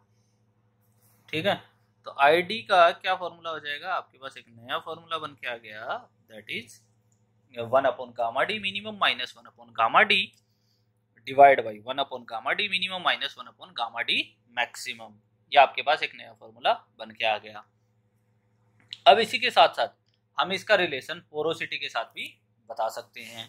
तो यहाँ पर हम नेक्स्ट पॉइंट लिख देते हैं relative density. Relative density in terms of किस में दिखाना है, पोरोसिटी। ठीक है, पोरोसिटी के टर्म्स में। तो हमें ये पता है, पीछे जब भी देखा था वॉइड रेशियो है, अगर किसी चीज में वॉइड रेशियो ज्यादा होगा, वॉइड रेशियो ज्यादा होने का मतलब क्या, वॉल्यूम ऑफ वॉइड की वैल्यू ज्यादा होगी। दैट मीन्स अगर वॉइड रेशियो ज्यादा है तो सिमिलरली पोरोसिटी भी क्या है, ज्यादा होगी। तो यहाँ पर हम कह सकते हैं अगर ई मैक्सिमम है तो उसके कोरस्पॉन्डिंग ईटा भी क्या होना चाहिए, मैक्सिमम होना चाहिए। और अगर ई मिनिमम है तो ईटा भी क्या होना चाहिए, मिनिमम होना चाहिए। तो सिमिलरली अगर हम यहाँ पर ईटा इज इक्वल्स टू क्या लिख सकते हैं, हम बोल सकते हैं ई अपॉन 1+e का रिलेशन। आगे हम शायद हमने पीछे डिराइव किया है इसको। और सिमिलरली हम क्या लिख सकते हैं, E is equals to eta upon 1 - eta लिख सकते हैं पोरोसिटी के टर्म्स में ऑर्डर रेशियो को। तो यहाँ पर देखो क्या बोला कि E maximum is equals to eta maximum upon 1 - eta maximum, ये लिख सकते हैं। Similarly E minimum is equals to क्या लिख सकते हैं, eta minimum divide by 1 - eta minimum. चलो लिख देते हैं इसको आईडी के फॉर्मूले में। आईडी इज इक्वल्स टू क्या था formula, E maximum minus E divide by E maximum minus E minimum. 100 नहीं लिख रहा हूँ, अब डायरेक्टली मैं इसको रिप्लेस कर रहा हूँ। ई मैक्सिमम की जगह क्या लिख सकते हैं, eta maximum divide by 1 - eta maximum minus eta upon 1 - eta, ये हो जाएगा whole divide by eta maximum upon 1 - eta maximum minus eta minimum divide by 1 - eta minimum. ठीक है, तो यहाँ पर हम आईडी के नए आईडी को हम ऐसे लिख सकते हैं, एलसीएम ले लें। यहाँ पर हम क्या लिखेंगे, नेक्स्ट लाइन में eta maximum 1 - eta minus eta into 1 - eta maximum, और इसका एलसीएम क्या आ जाएगा, यहाँ पर आ जाएगा 1 - ईटा मैक्स 1 - ईटा। ये तो ऊपर ऊपर वाले टर्म की बात की है, अभी तो होल टर्म बाकी है डिनोमिनेटर में। ठीक है, तो आई डी इक्वल्स टू ये आ जाएगा यहाँ पे। इसका भी एलसीएम ले लेते हैं नीचे वाले टर्म का। नीचे वाले टर्म का एलसीएम क्या आ जाएगा, 1 - ईटा मैक्स इंटू 1 - ईटा मिनिमम लिख सकते हैं। तो यहाँ पर क्या कर देंगे, देखो ध्यान से, देखोगे ध्यान से, तो ईटा मैक्स को 1 - ईटा मिनिमम से मल्टीप्लाई कर देंगे, 1 - ईटा मिनिमम से मल्टीप्लाई कर दिया, माइनस यहाँ पर ईटा मिनिमम को हम किससे मल्टीप्लाई कर देंगे, 1 - ईटा मैक्सिमम से मल्टीप्लाई कर देंगे। तो देखो यहाँ से एक टर्म कट रही होगी, ये वाली टर्म 1 - ईटा मैक्स कैंसिल आउट हो रही है। नेक्स्ट में लिखते हैं आगे। तो अब हम इस रिलेशन को आईडी को ऐसे लिख सकते हैं, आईडी इक्वल्स टू, हम इसको ऐसे लिख सकते हैं क्या, देखो ध्यान से, न्यूमरेटर न्यूमरेटर एक जगह रख लेते हैं, डिनोमिनेटर डिनोमिनेटर एक जगह ले आते हैं। तो देखो इसको ऐसा लिख सकते हैं क्या, ईटा मैक्सिमम, इसको ईटा मैक्सिमम मल्टीप्लाई कर देते, ब्रैकेट खोल देते, minus eta into eta maximum minus ईटा plus eta into eta maximum. ये इसका इस वाले का कंप्लीट ब्रैकेट खोल दिया, डिवाइड में क्या अपने पास 1 - ईटा। ठीक है, अब ये टर्म ये वाली जो टर्म है वो इसके साथ मल्टीप्लाई हो जाएगी और ये ऊपर चली जाएगी, तो इसका मतलब इस टर्म को हम इधर लिख देते हैं 1 माइनस ईटा, यहाँ नहीं आएगी ईटा, तो 1 मिनट, इसको कंप्लीटली इधर ले आते हैं, अब आ जाएगी टर्म यहाँ पर। यहाँ पर मल्टीप्लाई में क्या जाएगा 1 माइनस ईटा मिनिमम। अब इस टर्म को मल्टीप्लाई करते हैं तो यहाँ पर क्या लिख सकते हैं, eta maximum minus eta maximum into eta minimum minus eta minimum plus eta minimum into eta maximum लिख सकते हैं होल टर्म को। ठीक है, अब देखो ध्यान से, ये हो गया आपके पास। अब इसको कैंसिल आउट कर देते हैं, जो टर्म कैंसिल आउट हो रही है, eta into eta maximum, eta into eta maximum cancel out हो रही है। हाँ, eta maximum into eta minimum, eta maximum into eta minimum cancel out हो रही है। तो आपके पास जो रिलेशन फाइनली बन के आएगा वो क्या बन के आएगा, I D equals to eta max minus eta divide by, यहां से क्या बचा, eta max minus eta minimum, eta max minus eta minimum into, यहां पर आपके पास क्या टर्म बच गई, आपके पास बची 1 माइनस ईटा मिनिमम और यहाँ पर क्या बच गया 1 माइनस ईटा बच गया आपके पास। ठीक है, ये आपका डेंसिटी इंडेक्स का रिलेशन है in terms of porosity. Important है, याद रखना है। क्या क्या चीजें बता दी अब तक, जो डेंसिटी इंडेक्स है उसके बारे में हमने सबसे पहले बात की। डेंसिटी इंडेक्स का जो फॉर्मूला था बेसिक, इससे फिर इसका कब आईडी की वैल्यू 0 होती है, कब 1 होती है, ये भी बता दिया। इसके बाद में इसको गामा डी की टर्म में लिख दिया, फिर इसको इसके बाद में पोरोसिटी के टर्म में डिराइव कर लिया। नेक्स्ट वन आगे चलते हैं। हाँ, आगे चलते हैं। डिग्री ऑफ डेंसनेस है, इसकी हम वैल्यूज और डिफाइन कर देते, जो हमें पीछे कर देनी चाहिए थी बट अब तक नहीं की है, तो यहाँ पर वैल्यू डिफाइन कर देते हैं। डिग्री ऑफ डेंसनेस मतलब आईडी की value, degree of denseness on the basis of density index as follows। ठीक है, आईडी की वैल्यू किस में दिखाएंगे हम, परसेंटेज में, और डिग्री ऑफ डेंसनेस कितनी है उस पर बात करेंगे। डिग्री ऑफ डेंसनेस, ठीक है, तो सबसे पहले वैल्यूज लिख देते हैं। 0 से 15, 0 से 15 है, इस टाइप की सोइल को क्या बोला जाता है, वेरी लूज सोइल बोला जाता है। फिर 15 से लेके 35 है, इसको क्या बता दिया गया, लूज सोइल बता दिया गया। फिर 35 से लेके 65 है, तो इसको बता दिया गया मीडियम डेंस सोइल। और 65 से लेके 85 है, तो इसको क्या बता दिया गया, डेंस सोइल। और 85 से लेके 100 तक को बता दिया गया है वेरी डेंस सोइल। ठीक है, ये आपकी आईडी की वैल्यूज हो गई। अब इसके बीच में जैसे हमने बात की थी कि गामा डी और ई, उसमें हम नहीं बता सकते। जैसे अगर आपको ई की वैल्यू दे दी जाए, ई की वैल्यू 0.3 बोल दे, गामा डी की वैल्यू बता दे 16 है किलो न्यूटन पर मीटर क्यूब है, तो आप इससे ये नहीं बता सकते हो कि ये कितना है। बट अगर आपको यही चीज आईडी की वैल्यू बोल दे, आईडी की वैल्यू जैसे बोल दे 30 है, 30% है, तो आप बता सकते हो कि वो किस टाइप की सोइल है, लूज सोइल है।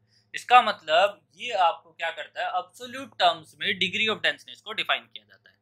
ठीक है, अब इसके कुछ नोट पॉइंट भी है कि डिग्री ऑफ डेंसनेस के लिए, तो डिग्री ऑफ डेंसनेस के कुछ नोट पॉइंट है, उनको डिफाइन कर देते हैं। क्या है, first, ID is not used for cohesive soil, not used for cohesive soil, not used for, इसको ऐसा लिख देते हैं, एनालिसिस फॉर द एनालिसिस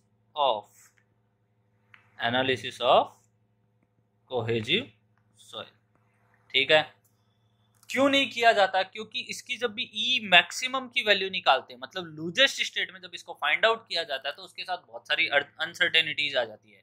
मतलब यहाँ पर जब भी हम कोहेजिव सॉइल की बात करेंगे तो देखो, सबसे पहले यहाँ पर आगे मैं ऊपर बात करता हूँ, ऊपर फॉर्मूले की तरफ चलते हैं एक बार। फॉर्मूला क्या होता है? E max minus E divide by E max minus E minimum. मतलब हमें लेबोरेटरी में जब भी टेस्ट करेंगे तो हमें ई मैक्स का डेटा चाहिए, ई मैक्स का डेटा चाहिए, फिर ई मिनिमम का चाहिए, फिर ई का डेटा चाहिए।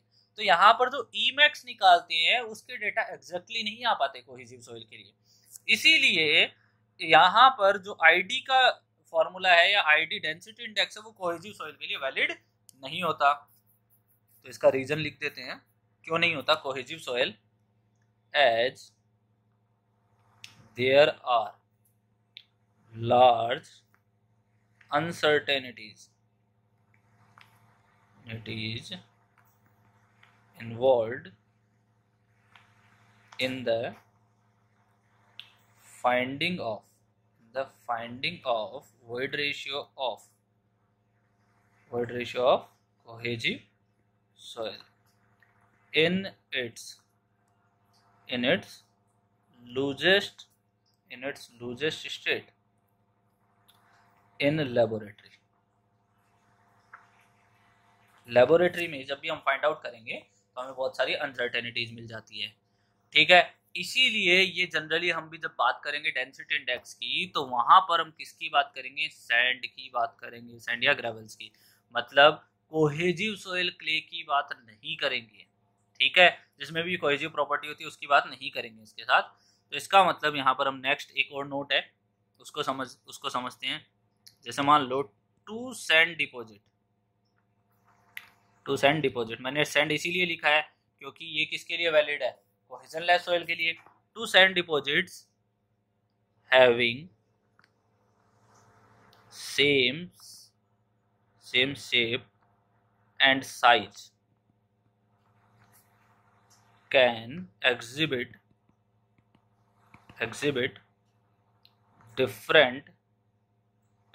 different properties if they possess different density index।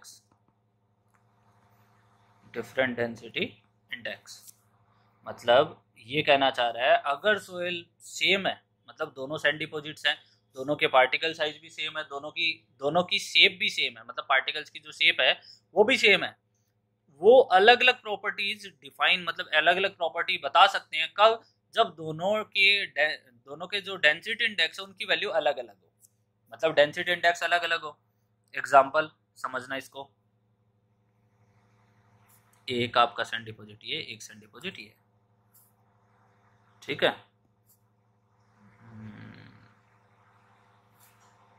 ये सैंड डिपॉजिट हो गए। ठीक है, सैंड डिपॉजिट में एक में आपके पास क्या थे? यहाँ पर लूजली पैक्ड थे, मतलब थोड़ा सा लूज सॉइल थे, सैंड ही थी, सेम साइज के पार्टिकल्स थे। और एक में आपने क्या देखा कि एक में पार्टिकल्स बहुत पास पास है और डेंसली पैक्ड है। डेंसली पैक्ड है इसका मतलब क्या हो गया? यहाँ पर आईडी की वैल्यू क्या हो गई? ज़्यादा हो गई। आईडी की value second type of soil के लिए क्या होगी? ज़्यादा। तो इसको ID2 लिख देते हैं, इसको ID1 लिख देते हैं। तो ID2 अगर ज़्यादा है तो इसकी प्रॉपर्टीज भी क्या होगी? अलग अलग होगी। क्यों? क्योंकि इसके पार्टिकल दूर दूर है, इसकी अलग प्रॉपर्टी होगी, इसके पार्टिकल पास पास है तो इसकी अलग प्रॉपर्टी होगी। तो यहाँ पर हम क्या लिख सकते हैं? एक लाइन लिख सकते हैं, here sand having more ID, जिसके भी डेंसिटी इंडेक्स की वैल्यू ज़्यादा होगी, इज मोर कॉम्पैक्ट, वो ज़्यादा, उसके पार्टिकल ज़्यादा पास पास रहेंगे। कॉम्पैक्ट बोल सकते हो, डेंस बोल सकते हो, या वो पार्टिकल ज़्यादा स्टेबल भी रहेंगे। And less compressible. अब पार्टिकल ही पास पास हैं, वॉइड्स की वैल्यू कम है वहाँ पर, मतलब वॉल्यूम ऑफ वॉइड कम है, तो वो कंप्रेसिबल भी क्या हो जाएगा? कम। हैज, उनकी शियर स्ट्रेंथ की वैल्यू क्या हो जाएगी? Higher shear strength. बहुत सारी प्रॉपर्टी अफेक्ट करती है, बट जो मेजरली इजीली अंडरस्टूड प्रॉपर्टीज है मैंने उन्हीं को मेंशन यहाँ पर कर दिया गया है। ठीक है, तो मतलब अगर दोनों का आईडी अलग अलग है तो सोयल की मतलब सेम सोयल होने के बाद भी उनकी प्रॉपर्टी अलग अलग होगी। यहाँ पर आपका डेंसिटी इंडेक्स भी खत्म हो जाता है। नेक्स्ट वन, आगे बात करते हैं नेक्स्ट वन प्रॉपर्टी की, दैट इज कितने हो गए शायद, आई थिंक सो लास्ट में चल रहे हैं अपन, इसके बाद में कुछ बचेगा क्या? नहीं, मेरे हिसाब से कुछ नहीं बचना चाहिए। एक हाँ लास्ट प्रॉपर्टी बची है, रिलेटिव कॉम्पैक्शन। रिलेटिव कॉम्पैक्शन, देखो जब हमारे पास ई था, फिर हमने गामा डी पे बात की, फिर हमने डेंसिटी इंडेक्स की बात की, ये भी क्या रिप्रेजेंट करता है? डिग्री ऑफ डेंसनेस को रिप्रेजेंट करता है, या कॉम्पैक्टनेस ऑफ सॉइल को रिप्रेजेंट करता है। अब्सोल्यूट टर्म में ये भी रिप्रेजेंट करता है। इसका मतलब क्या हुआ कि हमारे पास जब डेंसिटी इंडेक्स था तो हमें रिलेटिव कॉम्पैक्शन की नीड क्यों हुई? तो इसमें डेंसिटी इंडेक्स क्या था? कोहेजनलेस सॉइल के लिए था, कोहेजिव सॉइल के लिए वैलिड नहीं था। बट रिलेटिव कॉम्पैक्शन है वो कोहेजिव सॉइल के लिए भी वैलिड है। मतलब ये कोहेजन सॉइल, कोहेजिव सॉइल के साथ साथ कोहेजन लेस सॉइल दोनों के लिए इंपॉर्टेंट हो जाता है, दोनों की वैल्यूज बता सकता है। तो यहाँ पर हम क्या लिख सकते हैं? It is used to indicate, it is used to indicate the degree of denseness, the degree of denseness और compactness of soil in absolute terms, as density index, density index की तरह ये भी क्या करता है? एब्सोल्यूट टर्म्स में degree of compactness को मेजर करता है। ठीक है, फिर डिफरेंस क्या आता है? But it can be used for both cohesive and cohesionless, soil। ठीक है, इसको डिफाइन किससे किया गया? इसकी डेफिनेशन देख लेते हैं। It is defined as the ratio of dry unit weight of soil in natural state and dry unit weight of soil in densest state. ठीक है, क्या बोला? It is defined as the ratio of dry unit weight, मतलब यहाँ पर gamma D की बात करें, dry unit weight of soil in natural state मतलब गामा डी की बात कर रहे हैं, और dry unit weight of densest state मतलब गामा डी मैक्सिमम की बात कर रहे हैं। तो हम रिलेटिव कॉम्पैक्टनेस को बता सकते हैं डायरेक्टली किससे? देखो रिलेटिव कॉम्पैक्शन को आरसी से दिखा दिया, is equals to gamma D upon gamma D max into 100। हम इसको क्या गामा डी मैक्स कैसे बता दिया? देखो gamma D is equals to 1 upon E होता है, मतलब प्रोपोर्शनल में अगर हम बात करें तो गामा डी प्रोपोर्शनल होता है। अगर ई क्या बोल रहा है? डेंसेस्ट स्टेट है, तो डेंसेस्ट स्टेट में ई की वैल्यू क्या होती है? मिनिमम, और जैसे ये वैल्यू कम होगी तो ये वैल्यू क्या मिल जाएगी? मैक्सिमम। तो ये गामा डी हमें क्या मिल जाता है यहाँ पर? मैक्सिमम। इसीलिए हमने रिलेटिव कॉम्पैक्शन को इसमें जब डिनोट किया तो gamma D upon gamma D maximum से डिनोट कर दिया।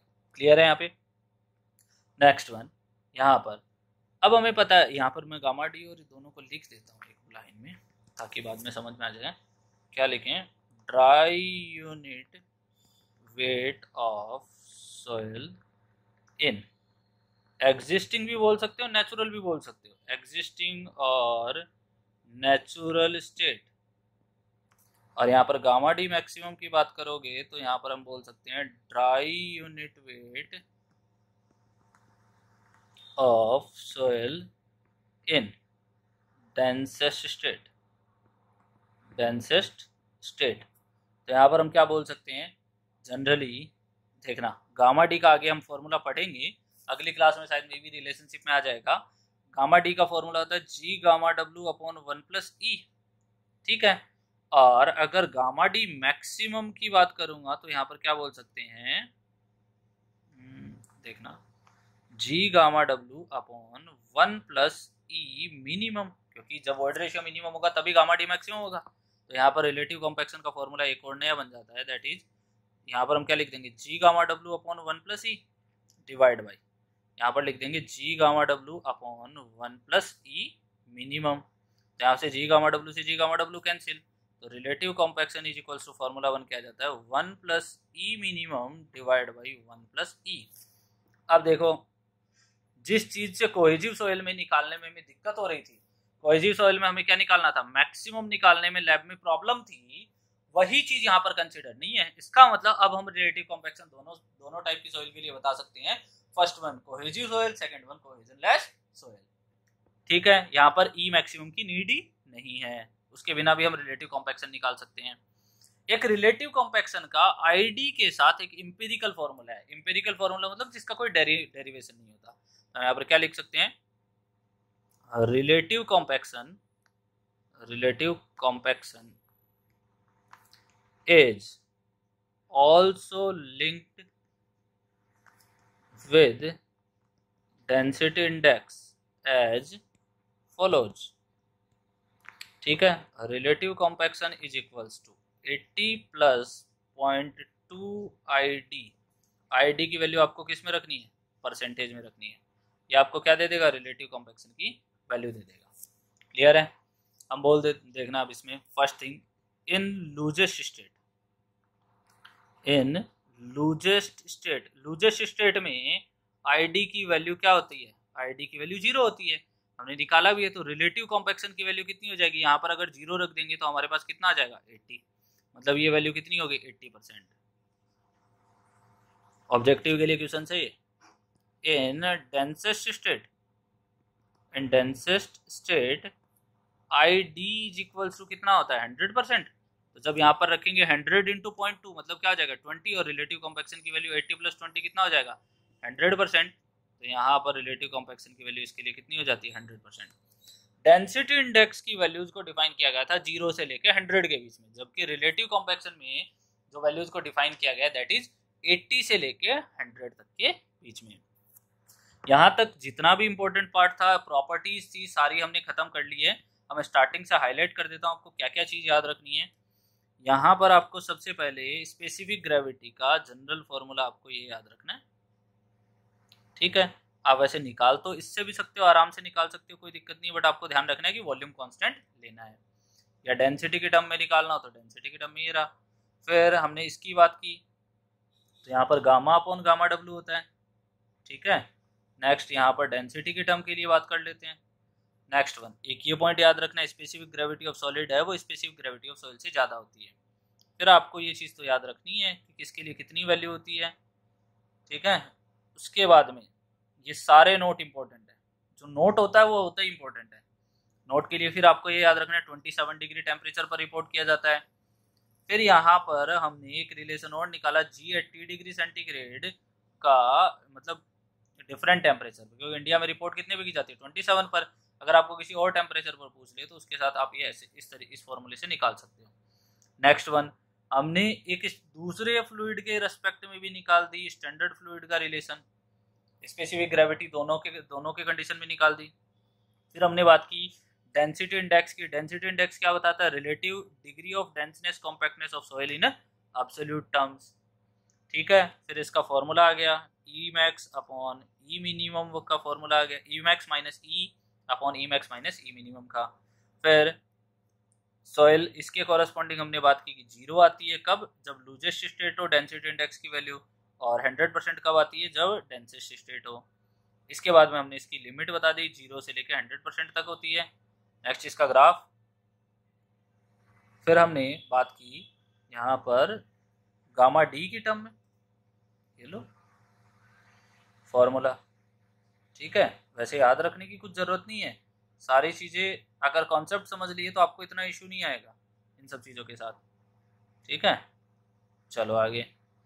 फिर इसका पोरोसिटी के साथ रिलेशन देखा, तो पोरोसिटी के साथ ये लो रिलेशन। एक सेकंड इसको और बढ़ा देते हैं, थोड़ा टाइम कम लगे। हाँ, पोरोसिटी के साथ रिलेशन बता दिया, चलो ये भी इम्पोर्टेंट हो गया। नेक्स्ट वन आगे चलते हैं। ठीक है। अब इसके बाद में हमने बात की थी इसकी वैल्यूज पर। वैल्यूज याद रखनी है किस केस में कितनी होती है। जो छोटे एग्जाम होते हैं जेई वगैरह के, छोटे तो कोई एग्जाम नहीं होता है, वैसे जेई वगैरह का जब भी एग्जाम देते हैं उनमें वैल्यूज पूछ लेता है, और एई वगैरह में आपसे थोड़ा सा एई का ईएस का एग्जाम हो उसमें कॉन्सेप्चुअल क्वेश्चन पूछ लेता है, जैसे इस टाइप की ये ऐसा क्वेश्चन पूछ सकता है, अलग अलग प्रॉपर्टी होती है। फिर रिलेटिव कॉम्पैक्शन की बात की। रिलेटिव कॉम्पैक्शन का फॉर्मूला क्या था, gamma D upon gamma D maximum का, ठीक है। उसके बाद में यहाँ से हमने इसका एक फॉर्मूला और निकाला। अब आपको ई मिनिमम दे दे और आपको रिलेटिव कॉम्पैक्शन पूछ ले, तो आपको ध्यान रखना है। नेक्स्ट वन, फिर रिलेटिव कॉम्पैक्शन का एम्पिरिकल फॉर्मूला डेंसिटी इंडेक्स के साथ, यहाँ तक हमने पढ़ लिया। लूजेस्ट स्टेट में आरसी की वैल्यू कितनी होती है, डेंसेस्ट स्टेट में आरसी की वैल्यू कितनी होती है, याद रखना है। यहाँ तक हमने बेसिकली बात कर ली है सारी प्रॉपर्टीज के बारे में, ठीक है। अब हमारे पास कोई प्रॉपर्टीज नहीं बची है। अब यहाँ पर बात आती है वोइड रेशियो को हम मैथमेटिक मतलब हम लेबोरेटरी में तो फाइंड आउट कर सकते हैं, एज वेल एज हम वोइड रेशियो को हमें फाइंड आउट करना है mathematically.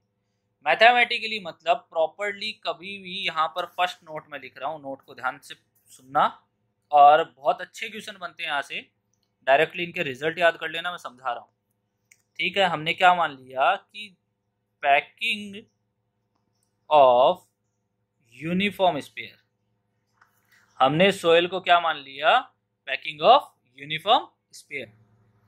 Packing of uniform sphere का मतलब ये है कि हमने क्या एज्यूम किया, थ्योरेटिकली बात करें हम सारे की सारी, प्रैक्टिकली ये चीज़ पॉसिबल नहीं है, क्योंकि प्रैक्टिकली कभी भी सारे सोयल के पार्टिकल यूनिफॉर्म शेप के नहीं हो सकते, मतलब यूनिफॉर्म कभी भी नहीं मिल सकते हमें सारे पार्टिकल, मतलब पार्टिकल की जो शेप होगी वो कभी भी हमें यूनिफॉर्म नहीं मिलेगी, इसलिए वो प्रैक्टिकली वो चीज़ पॉसिबल नहीं है।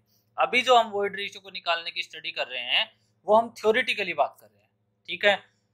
हम प्रैक्टिकली वोइड रेशियो कैलकुलेट कर सकते हैं कहाँ, लेबोरेटरी में। हम मैथमेटिकली बात करें तो सारी हम थ्योरेटिकली एज्यूम करेंगे कि हम क्या क्या एज्यूम कर रहे हैं। तो सबसे पहले हमने क्या माना, जो स्फीयर है वो यूनिफॉर्म है, ठीक है, मतलब सोयल के जो पार्टिकल साइज है वो स्फीयर फॉर्म में है और वो यूनिफॉर्म है, ठीक है। तो यहाँ पर सबसे पहली चीज, इसमें फर्स्ट पॉइंट लिखते हैं क्या, packing of uniform sphere, packing of uniform sphere is the only system where void ratio or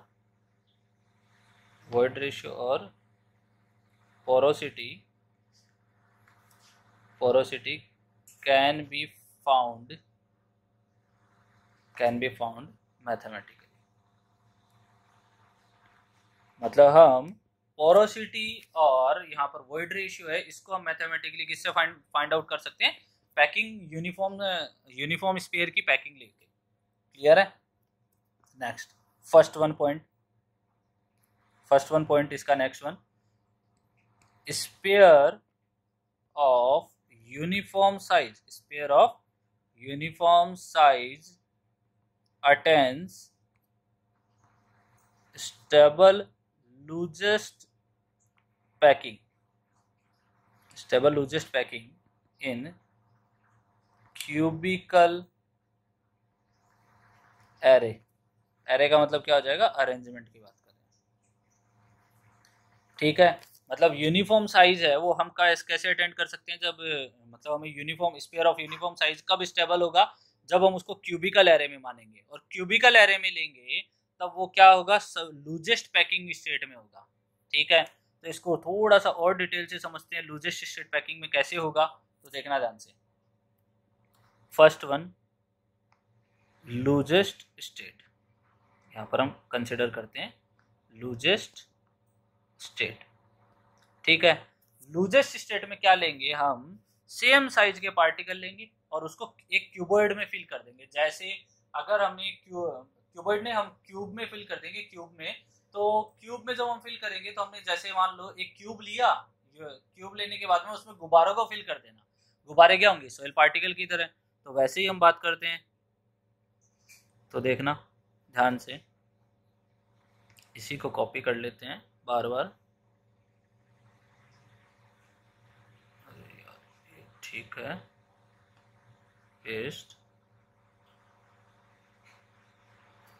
paste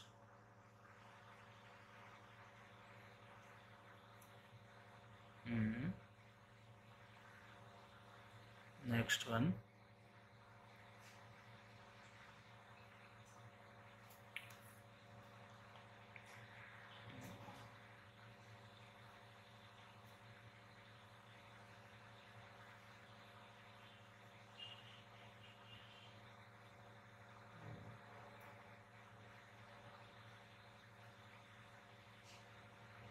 ठीक है, देखना ध्यान से।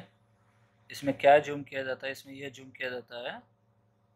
जूम क्या, आप एक्चुअलिटी में जब क्यूबिकल एरे का अरेंजमेंट देखोगे तो उसमें आपको पता चलेगा कि एक पार्टिकल है, मतलब एक पार्टिकल है, वो कितने अलग अलग पार्टिकल से ऐड होता रहेगा, वो अलग अलग 6 पार्टिकल के टच में रहेगा। तो देखना, अभी इसको मैं थोड़ा सा और डिटेल से समझा रहा हूँ, देखना।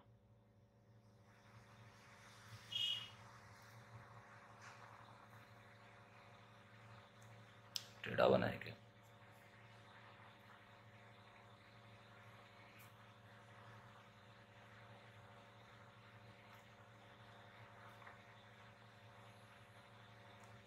ठीक है, ये आपका 1 यूनिट का क्यूब बन गया। मान, ये आपकी डायमेंशन कितनी है, यहाँ से लेके यहाँ तक की 1 यूनिट। ठीक है, मान लेते हैं आप 1 मीटर ले सकते हो, 1 किलोमीटर ले सकते हो, कितना भी ले सकते हो, ये 1 यूनिट के हमने डायमेंशन मान लिया। इसमें जो स्पेयर लिया है पार्टिकल का, ये यूनिफॉर्म साइज के सारे सेम साइज के हैं, इनकी साइज हमने क्या मान ली, स्मॉल डी मान ली। ठीक है, अब मान लेते हैं ये पार्टिकल, ये एक सेंटर पार्टिकल है। अब इसके अलग अलग कितने पार्टिकल टच में, देखना, एक ये पार्टिकल, एक दूसरा ये, तीसरा ये, एक चौथा ये, 4 पार्टिकल टच में इसके। तो इसका मतलब ये जो 4 पार्टिकल टच में हैं, इसके अलावा कितने पार्टिकल और इसके टच में हो सकते हैं, एक इसके पीछे की साइड होगा, एक स्क्रीन के आगे की साइड होगा। तो टोटल लूजेस्ट स्टेट में हम ये कह सकते हैं कि ईच पार्टिकल है वो कितने पार्टिकल के कांटेक्ट में रहता है, 6 अदर पार्टिकल्स के कांटेक्ट में रहता है। तो यहाँ पर अब इस चीज को हम लिख देते हैं, यहाँ पर इन लूजेस्ट स्टेट ईच पार्टिकल किस एरे की बात कर रहा हूं, ये एरे कौन सा है, क्यूबिकल एरे है, क्यूबिकल एरे में बात कर रहा हूं, जो भी बात कर रहा हूं। ठीक है, each particle is in contact with 6 other particles. ठीक है, 6 अदर पार्टिकल के साथ में कांटेक्ट में रहता है। अब आगे चलते हैं, इसके बाद में इसी को हम डिराइव करते हैं आगे, देखना। वॉल्यूम ऑफ सॉइल का वॉल्यूम कितना है, v। हमने क्या माना, यूनिट 1, क्यूब माना हमने यहाँ पर। ठीक है, क्यूब माना है तो तीनों डायमेंशन क्या होगी, 1 यूनिट की। तो यहाँ पर हम इसको 1 मीटर मान लेते हैं, volume 1 metre into 1 metre into 1 metre, तो मतलब कितना हो गया, 1 मीटर क्यूब हो गया। Next one, number of solid in soil. अब ये बताओ कितने सॉलिड आएंगे, हमें कैसे पता चलेगा, ये 1 यूनिट की डायमेंशन है। 1 यूनिट की जो डायमेंशन है, इसमें अगर मैं इस d को डिवाइड कर दूं तो मुझे पता चल जाएगा कि कितने यूनिट आएंगे। इस d की वैल्यू अगर हमें पता होती तो, मतलब अगर मैं एक लेंथ के अलोंग बात करूं तो 1 डिवाइड बाई d लिख सकता हूं, नंबर ऑफ पार्टिकल्स। ठीक है, अब और अगर मैं विड्थ के अलोंग बात करूंगा, इसके अलोंग बात करूंगा, इस वर्टिकल डायमेंशन के अलोंग, ये मान लो, ये डेप्थ मान लो, डेप्थ के अलोंग बात करूंगा तो 1/d फिर हो गए पार्टिकल्स। सिमिलरली एक बैकग्राउंड में डायमेंशन और है, तो बैकग्राउंड के अलोंग जब बात करूंगा तो 1/d पार्टिकल्स और हो गए। तो यहाँ पर हम क्या कह सकते हैं, यहाँ पर हम ऐसा बोल सकते हैं क्या, कि नंबर ऑफ पार्टिकल इन, क्या लिखा, number of solids in soil. Soil में सॉलिड कितने होंगे, दैट इज, इसको n से कर दिया denote, that is 1/d length के अलोंग, 1/d विड्थ के अलोंग, और 1/d किसके हो गया, डेप्थ के अलोंग। तो कितना हो गया, 1/d क्यूब हो गए। अब next one, volume of one solid. Volume of one solid कितना हो जाएगा, vs1। एक सॉलिड का वॉल्यूम है, स्पेयर लिया है, स्पेयर का स्फीयर का वॉल्यूम कितना होता है 4/3 पाई आर क्यूब, या हम बोल सकते हैं पाई डी क्यूब बाई 6, डायमीटर में लिखेंगे तो यहाँ पर लिख देते हैं पाई डी क्यूब बाई 6। ठीक है, next one, total volume of solid in soil, soil में कितने सॉलिड होंगे उसको हमें फाइंड आउट करना है। तो वीएस, एक का वॉल्यूम हमें पता है, उसको नंबर ऑफ सॉलिड से मल्टीप्लाई कर देंगे तो n इंटू वीएस 1, तो n की वैल्यू कितनी है 1/d³ इंटू इसकी वैल्यू कितनी है पाई डी क्यूब बाई 6। तो यहाँ से कितना बचेगा, वॉल्यूम ऑफ सॉलिड रह जाएगा आपके पास pi by 6। Next one, volume of solid आ गया आपके पास। अब यहाँ से आप वॉल्यूम ऑफ वॉइड निकाल सकते हो, निकाल सकते हैं, क्यों नहीं। Volume of voids in soil, volume of void कितना हो जाएगा V V, that is total volume minus volume of solid. Total volume कितना था 1 माइनस पाई बाई कितना हो गया 6, तो यहाँ पर कितना आ गया 0.476 मीटर क्यूब। इसका जब डिफरेंस निकालेंगे तो हमारे पास कितना आ जाएगा 0.476 मीटर क्यूब। तो यहाँ पर अब हमें लूजेस्ट स्टेट है तो वॉइड रेशियो कैसा मिलेगा, मैक्सिमम। वॉइड रेशियो का फॉर्मूला क्या था, volume of void upon volume of solid. तो वॉल्यूम ऑफ वॉइड कितना है 0.476 और वॉल्यूम ऑफ सॉलिड कितना है पाई/6।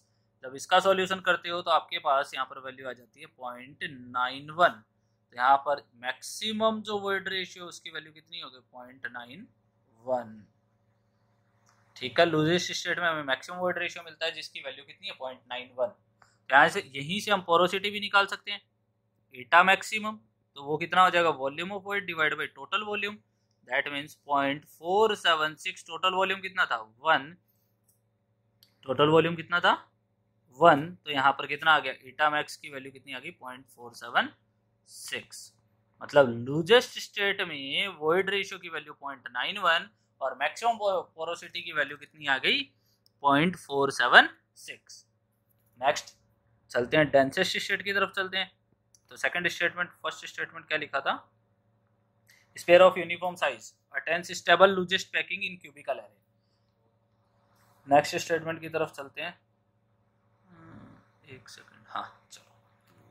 नेक्स्ट स्टेटमेंट क्या दे सकते हैं यहाँ पर, spare of uniform size, spare of uniform size attains stable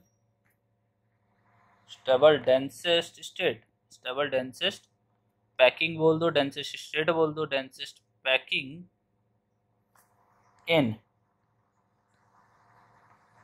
rhombohedral array.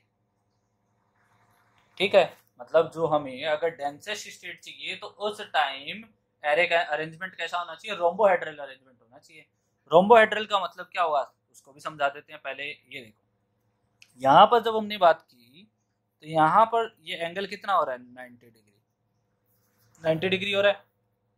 अगर इस पर हॉरिजॉन्टल डायरेक्शन में फोर्स लगाया जाए, मतलब इस पर लेटरल डायमेंशन में अगर फोर्स लगाया जाए और ये जो एंगल यहाँ पर 90 बन रहा है, ये एंगल 60 डिग्री बन जाए, एंगल कितना बन जाए 60 डिग्री बन जाए, तो उस टाइम जो अरेंजमेंट होगा उसको क्या बोल देंगे, रोम्बोहेड्रल अरेंजमेंट बोल देंगे। तो इसका मतलब यहाँ पर डायग्राम बनाते हैं, समझाते हैं, फिर क्या होता है तो देखना। सबसे पहले दोनों में डिफरेंस समझ में आ जाएगा। एक काम करते हैं, इसी को उठा के, इसको उठा के तो लाने से काम नहीं होगा। ठीक है, तो देखते हैं बना के। ये आपका एक क्यूब बन गया। ठीक है, अब इसको क्या किया गया, हॉरिजॉन्टल डायरेक्शन में फोर्स लगाया गया। फोर्स लगाया गया तो ये चेंज होगा तो कुछ ये एंगल कितना बनना चाहिए,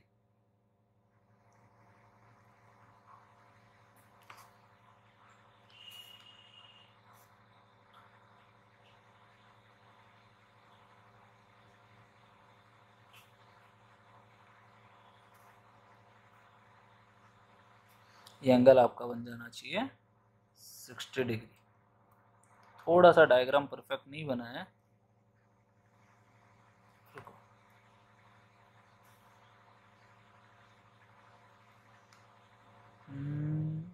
ये परफेक्ट नहीं बन रहा है, इस बार बन गया।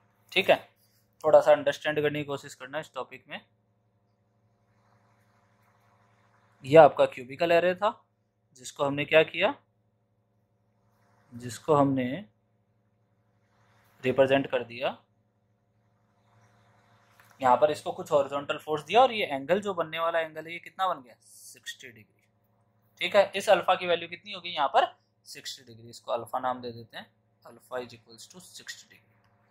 अब क्या किया गया, इस पर क्यूबिकल, इस पर वापस स्पेयर रखेंगे, सेम यूनिफॉर्म साइज के, सेम डी डायमीटर के स्पेयर रखेंगे। तो यहाँ पर रख देते हैं।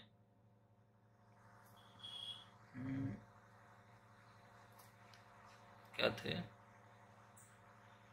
पेस्ट, चलो रख देते हैं इनको थोड़ा सा और ऊपर करके। स्टॉक इरेजर कहाँ गया, चलो आगे रखते हैं इसको दोबारा।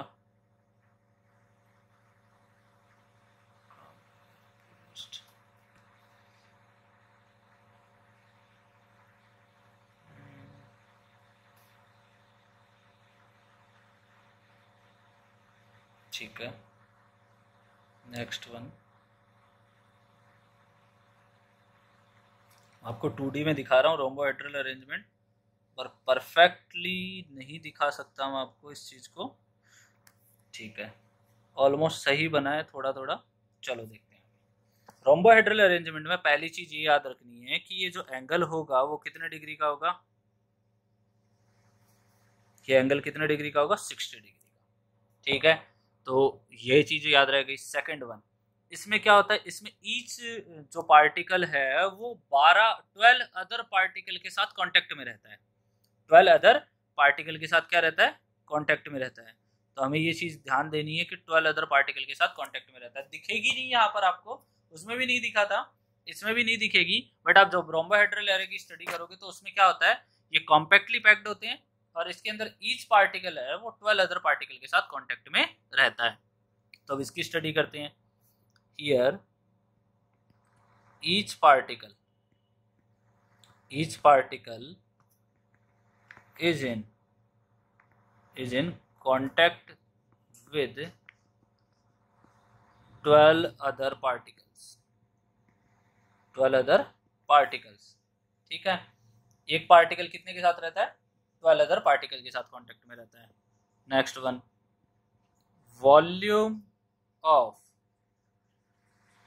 रोम्बोहेड्रल का वॉल्यूम कितना कंसीडर किया जाता है उसको बता देता हूँ। फॉर्मूला क्या होता है, रोम्बोहेड्रल का वॉल्यूम लिया जाता है square root of 1 plus 2 cos alpha 1 minus cos alpha, ये रोम्बोहेड्रल का वॉल्यूम होता है।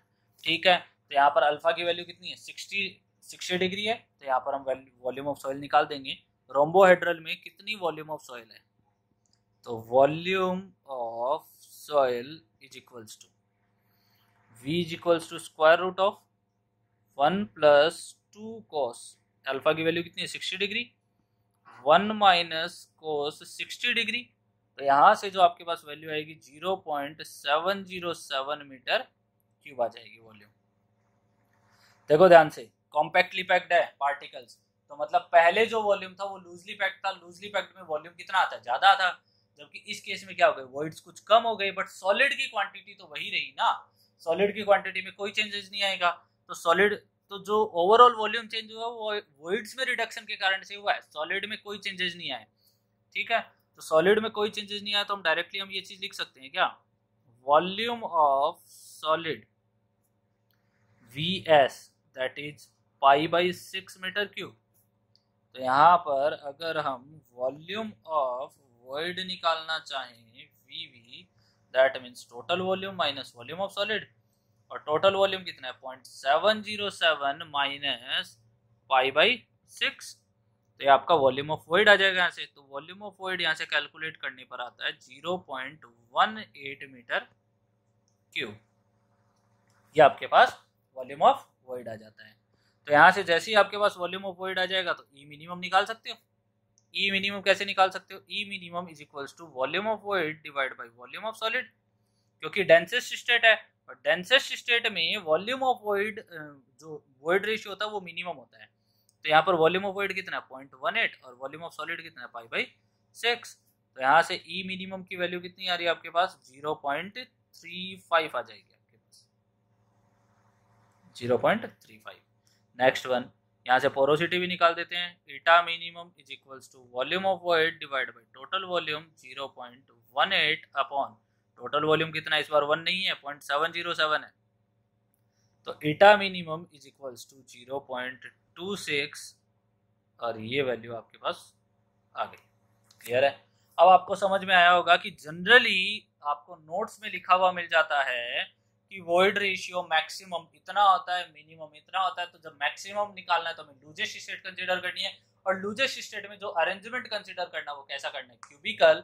जबकि डेंसेस्ट स्टेट के अंदर हमें अरेंजमेंट कैसा कंसीडर करना है, रोम्बोहेड्रल अरेंजमेंट कंसीडर करना है। क्लियर है? तो डेंसेस्ट स्टेट और लूजेस्ट स्टेट के लिए आपको डेंसेस्ट स्टेट और लूजेस्ट स्टेट दोनों के लिए आपको वॉइड रेशियो और पोरोसिटी की वैल्यू मिल गई है। तो यहाँ पर आप दोनों वैल्यूज को ध्यान में रख सकते हो। पहली चीज, लूजेस्ट स्टेट के अंदर क्यूबिकल एरे लिया जाता है। इसमें ईच पार्टिकल कितने के साथ रहता है, कांटेक्ट में 6 अदर पार्टिकल के साथ में। इसके बाद में आपको डायरेक्टली ये वैल्यू याद रखनी है, मैक्सिमम वॉइड रेशियो कितना होता है लूजेस्ट स्टेट में, दैट इज 0.91। ये याद रखोगे, नहीं रखोगे कोई इशू नहीं, क्योंकि आपके पास ई मैक्स है तो आप पोरोसिटी निकाल सकते हो। अब क्या बोल रहा है, uniform size attains stable densest packing कब, जब रोम्बोहेड्रल एरे होगा। तो रोम्बोहेड्रल एरे में अल्फा की वैल्यू कितनी कंसीडर की जाती है 60 डिग्री। यहाँ पर आपको कुछ नहीं याद रखना, यहाँ पर आपको डायरेक्टली याद रखना है ई मिनिमम की वैल्यू कितनी आती है और ईटा मिनिमम याद रखो तो रख लो, नहीं तो बाकी निकाल सकते हो। यहाँ पर आपकी जितनी भी प्रॉपर्टीज, जितना भी मैथमेटिकल कैलकुलेशन थी वॉइड रेशियो की, वो हमने कर ली है यहाँ पर। चलो एक क्वेश्चन और कर लेते हैं, उसके बाद आज की क्लास को एंड करते हैं। ठीक है? अगर आपको क्वेश्चन में कुछ ऐसा दे दे, क्वेश्चन ऐसा दे दिया, if void ratio, normal question देगा वॉइड रेशियो दे दिया, पोरोसिटी निकालो, तो आप कर लोगे अब। बट ऐसा कुछ क्वेश्चन दे दिया, void ratio of the soil is 0.61, indicate, क्या इंडिकेट करना है, indicate its degree of denseness, degree of denseness. तो देखो हमें क्या दिया है, सॉल्यूशन लिखते हैं। हमें क्या दिया, नेचुरल वॉइड रेशियो की वैल्यू दे दी और हमें क्या बोला, डिग्री ऑफ डेंसनेस बताओ कितनी होती है। तो अब हमारे पास कोई और डेटा नहीं है, ऊपर वाले डेटा का यूज बता रहा हूँ किस तरीके से हो सकता है मैथमेटिकली। क्या होता है, वॉइड रेशियो दे दिया 0.61, अब हमें ये नहीं पता मैक्सिमम कितना है मिनिमम कितना है, तब तक हम नहीं निकाल सकते। तो हम क्या मान लेते हैं,